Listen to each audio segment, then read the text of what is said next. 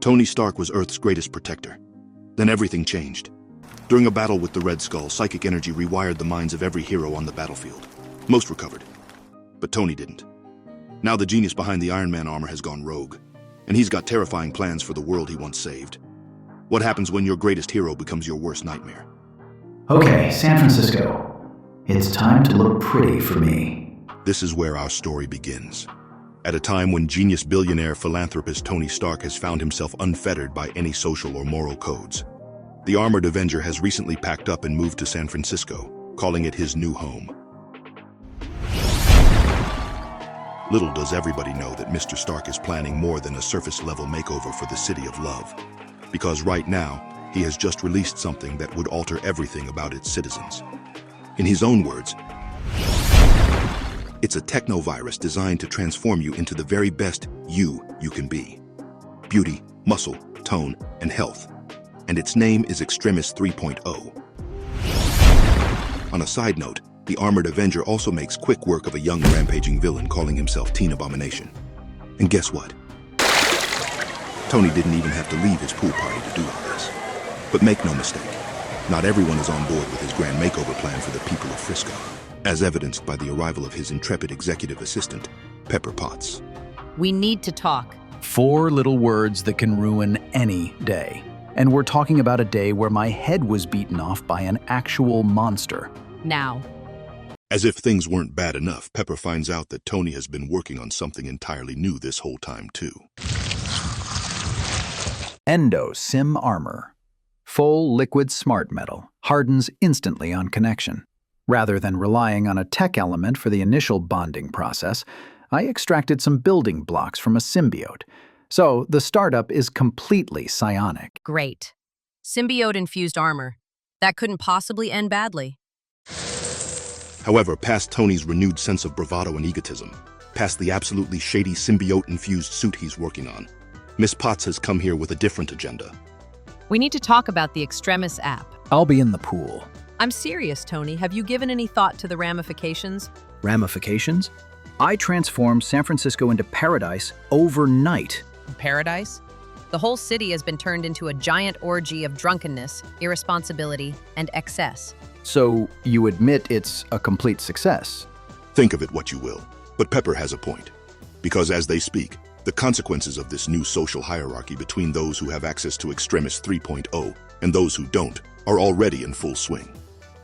Somewhere else, a gang of vain, classist, Extremis-enhanced yuppies harass an innocent homeless woman. It gets so bad that it takes the devil of Hell's Kitchen's intervention to quell what might have been a gruesome act of social inequality. Here's the thing, though. But there's really nothing to worry about. What? The city isn't going to stay like this. Balance will be restored. I won't make a lot of money giving things away for free, and I plan to make a lot of money. What are you talking about? You'll see. And see, Pepper does, as everyone who is infected by Extremis 3.0 instantly loses the technovirus coursing through their bodies, and they turn back to a bunch of uggos and pie faces. As Tony puts it, What did I do? I just launched the cornerstone of the new Stark Industries. I let them all feel perfection. just like any expert in the fine art of wheeling and dealing, Mr. Stark has just given San Francisco a taste of perfection, and if they want to stay that way, then they better be ready to pay a daily subscription fee of 99.99 USD, baby. Let's just say it doesn't take long for Frisco to devolve into a cesspit of crime after the announcement of Extremis 3.0's daily sub fee. After all, it's what happens in an environment gripped by addiction-based commercialism. Still, silver linings and all, a certain blind lawyer vigilante from New York knows exactly what's going on, and he plans on doing something about it. So, shortly after foiling a mugging motivated by the stink of desperation for the Extremis app, Matt Murdock, aka Daredevil, takes it upon himself to pay an old friend a visit. Stark Island, formerly Alcatraz. I guess it's fitting that Tony chose the former home to criminals for his new base of operations, because he's holding the entire city ransom. The meeting doesn't go as planned. Instead of putting a stop to Tony's unethically capitalistic plan, all Daredevil gets is Tony's hand around his neck and a potentially lethal dip in the bay afterwards. Something that the hangers-on and Stark groupies celebrate in the middle of Tony's shindig. Now, you don't become a god by simply taking away things from people. So Tony makes all the right moves for his ascension. It's clear that the price of Extremis is proving prohibitive for some. I sympathize. Really, it is an amazing product. I wish everyone could access it for free, but the cost of making it available is astronomical. However, I'd like to offer a glimmer of hope for those who are truly struggling. Tomorrow, I will take to the streets of San Francisco, and Extremis will travel with me. I will be distributing a 24-hour dose of Extremis for free to all smart devices within a 50-foot radius. I will be your magnanimous, shining hub of hope. And so, Iron Man's cult of personality continues to grow. The next day, every desperate schmo looking for a hit of that sweet techno-virus gathers on the streets of San Francisco, all to get a dose of Tony's product. His cult grows, but in no way is it complete yet, as a random citizen blocks Iron Man's path. We find out that this same man happens to be the father of the mugger Daredevil stopped earlier. And like the devil of Hell's Kitchen, he knows what Tony has become. You're a monster! The desperation of this man, David Bray, comes in the form of a bullet aimed right at Tony Stark's face. Unsurprisingly, the slug does nothing to the armored Avenger other than annoy him. So he whisks David up to the sky to give him a piece of his mind. Now, shooting me in the head, I can forgive. No harm done. But you attacked my product in public, and that's something I cannot allow. Any other moron with delusions of godhood would have dropped David hundreds of feet below. But, as we all know, Tony is smarter than that. And what do smart people do? You're gonna come back down there with me. We're gonna tell people it was all part of the show. You're gonna be very quiet and smile very wide. And you're going to download your free Extremis. No, please, I don't want! David, be smart. There's no other way out of this. You've just tried to kill me in front of thousands of people and their cameras. Your son is in trouble. I can make that situation much worse for him. Also, it's a very long way down. Out of options, David is forced to pretty much become hooked on Extremis, with no one knowing the truth behind what just happened hundreds of feet above them. No one except a resilient blind vigilante who has just used his sonar sense to listen into the conversation that just happened between Tony and David. Of course, this just makes Daredevil ramp up his operations to counter Tony's plan. So, he abducts the genius billionaire philanthropist in hopes of stopping all the madness that comes with Extremis. But like before, it does not go as planned. So ask yourself, if I like control so much, why would I let you take me so easily? You see, I wanted you to come for me. I have something for you. And with a non-lethal zap from his repulsor gloves, Daredevil falls unconscious. He wakes up to discover that Tony had done something truly sinister. Dose him with the Extremis app without consent. That's it, rise and shine. I said I had something for you. My God, I can see. You're a very lucky man, Matt Murdock. You get to see again. And the first face you get to see is this one. Too absorbed by his own sociopathy, the armored Avenger fails to see any wrong he's done. But not Matt. So this gift just so happens to come with the same cycle of dependence you've forced on the rest of the city. Are you trying to buy my approval? You want me addicted to you too, Tony? What gives you the right? You're kidding, right? I give you sight, and you... What gives you the right to play God? And if you were still thinking that there might be some glimmer of the old, reformed, heroic Iron Man inside Tony, then perhaps what he says next will change your mind. I'm the most intelligent, capable person on the planet. I'm not playing God. All this time, I've been playing human. I've been doing this for you, for all of you. I have wasted so much time, so much energy to look like you or sound like you so that you, specs, feel comfortable around me. I've been holding back, but not anymore. I've changed. It's like I was blind, and now I can see. Only I'm not an ungrateful shit about it.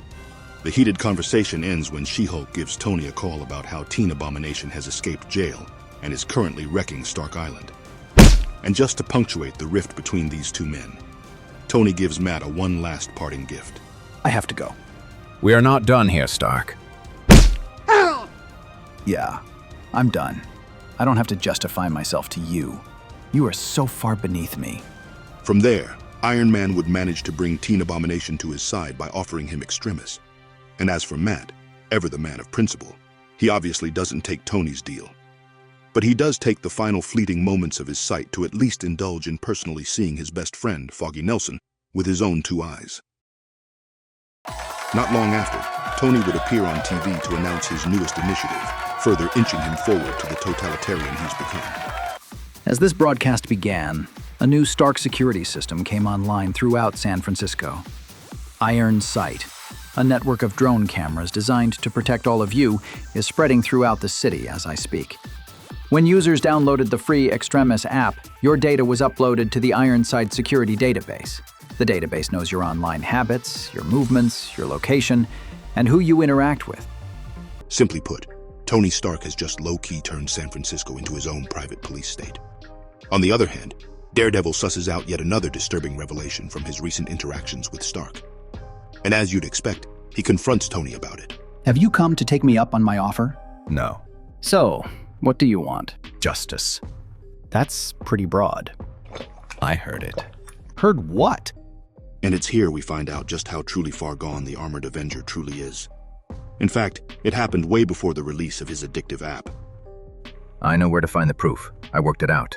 It's why you're in San Francisco. San Francisco banned the sale of bottled water. You've put your virus in the water supply. So now what, Matt? Now I let the FDA know that you've put an untested virus in a city's water supply. I represent them against you, and you go to jail for a very long time. Sadly, Matt Murdock's quest ends on a tragic note, as he ends up getting ganged up on by both Tony and Teen Abomination.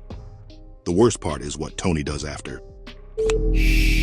We're going to start over. It's okay, Matt.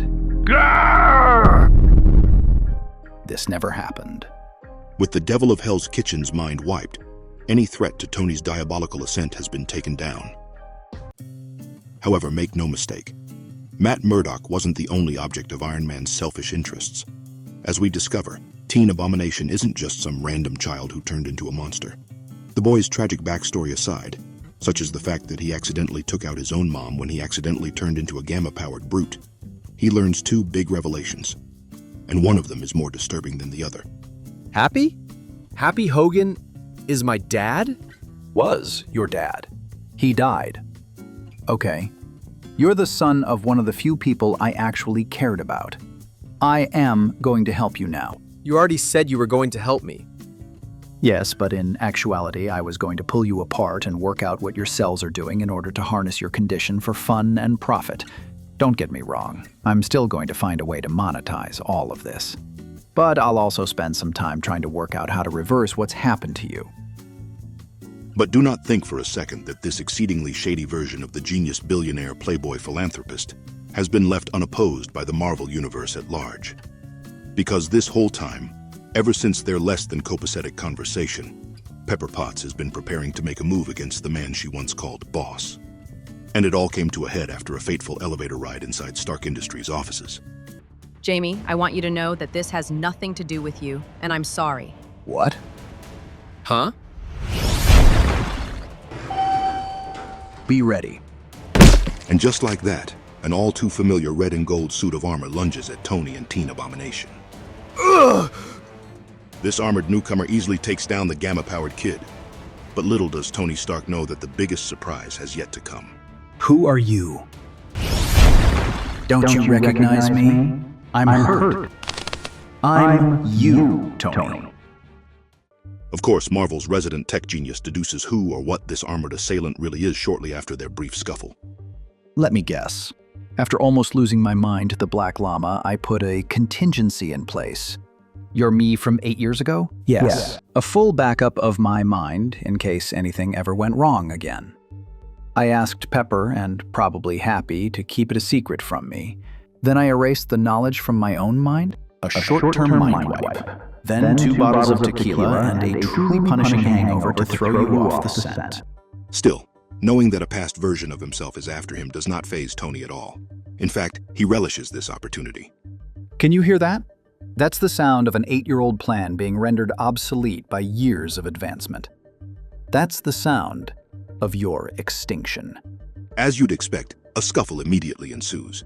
And after several flashes of ion beams and the sound of metal hitting metal, Tony's past self manages to seemingly subdue the megalomaniacal OG Tony inside a Stark brand satellite orbiting Earth in hopes of rehabilitating his mind. Sadly, this only ends with Tony's doppelganger getting deactivated with a devastating power surge. And it's here where we see OG Tony utter something truly chilling. What have I done? I've chosen who lives and who dies. Now, I think it's time Pepper and I had a talk. As he promised, Mr. Stark would give Pepper a call not long after his first encounter with his artificial intelligence-powered past self. And he only has one message for his former executive assistant. What do you want, Tony? No doubt artificial Tony's coming up with new and creative ways of destroying me and inhabiting my brain. But could you pass on a message for me? What? Tell him, Biomark 1. However, if there's a silver lining here, it's the fact that Tony's past self has already recovered from the damage he took from his encounter with OG Tony earlier. And when Pepper brings up the topic of Biomark 1, we add yet another atrocity to Tony's growing list of crimes against the world. If he's done what I think he has, I have to act. Why? What's Biomark 1? Biosuits. The idea was you could land in any war zone, and if you don't have the right resources, you harness people. What? It could have been used for peace. Wars could have been won without a single shot fired. I can see some pretty big, basic human rights-sized holes in this idea. There's a reason I didn't make it, Pepper. It's immoral. You think? But there's no morality left in him anymore. He'd do this just to see if he could. In fact, Tony has already activated this insidious program within the scores of hangers-on, groupies, and stands who frequent his private parties. So to prevent the megalomaniac from turning San Francisco and the rest of the world from becoming his Extremis-controlled army, the artificial Iron Man uses Tony's own armory against him. They are not your experiments. The damage you've done. With my face, in my body, in my name, in my name. Of course, the OG isn't just going to take all this sitting down as the two Tonys face off once again. Here's the thing. I made you. All of you. And I can tell you, each and every one of you is inferior. Tony's words aren't merely empty threats either, as he promptly begins taking out nearly each and every one of his old suits. The skirmish only stops with the intervention of Pepper, who Tony finds out now dons a new version of her classic rescue armor. Pepper? You need to stop now. This is insanity. And after a grueling duel against the combined might of his past self and a fully armored Pepper Potts, Tony is subdued and taken back to Stark Industries' lab. Everything would have been all well and good if this was where it ended. Sadly, it's Tony's same resilience and ingenuity that allows him to permanently take down his past self, along with all the other suits of armor it had activated. And all it takes is a thumb drive containing a lethal technovirus. It's finding every trace of you, and it's deleting you. Can you feel it? As for Tony's past self, well, let's just say even artificial intelligence has its limits dealing with a sinister technocrat. So it decides to go with an extreme measure. Stop the program. I can't. Let him go. You won't kill me. If this is what we can become. Maybe the world is better without a Tony Stark. For good or ill, Pepper steps in to stop this whole madness. No. Pepper, that perversion isn't me. You don't understand what he could do to the world. I won't let you kill each other. Pepper's hopes are dashed, however, when the technovirus runs its course and ultimately shuts down artificial Tony. Teen Abomination would realize that he bet on the wrong horse this whole time, as he attempts to take down Tony after what he just did to his past self. But this, too, would just be yet another opportunity for Mr. Stark to show us just how low he's sunk, as he reveals the truth about what happened to Teen Abomination's mom. You murdered him! You didn't kill your mother. What? Katrina Carlson is at New York County General. She had a severe head injury. She regained consciousness last night. You kept this from him? I didn't think she was going to survive. I didn't want him to have to watch her die twice. That wasn't your decision to make, Tony. You don't get to decide what's best for everyone. In the end, the rift between Tony and Pepper only grows wider, as she realizes how things have truly changed between them.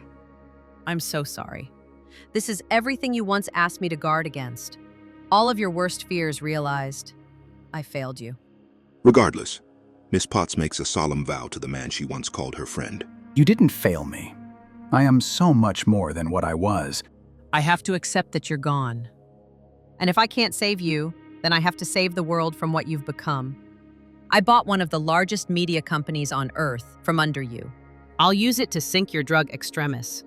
And I will show the world the monster you've become. They will all know your imperfections, Tony. You won't be their messiah anymore. Now, you might be wondering how Tony Stark, a self-proclaimed god who has become an icon of vanity and greed in the Marvel universe at this juncture, managed to pull himself back up from the darkness. Perhaps you believe it came in the form of another retcon from the House of Ideas.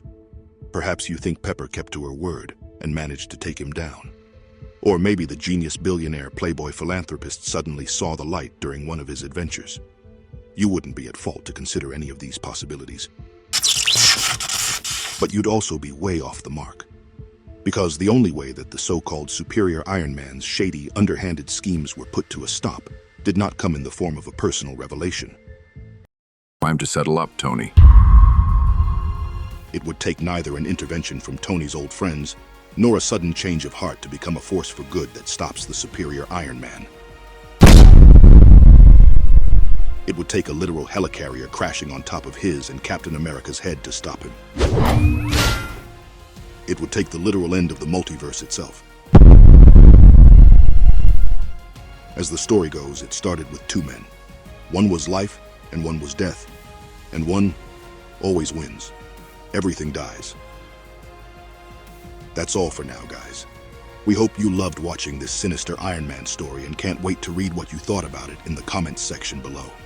Please don't forget to help us create more content like this by giving us a like, share, subscribing to our channel, and ringing that notification bell. And if you liked watching this video, we guarantee you'll love the next one. So feel free to check that out too. We'll see you next time. Take care.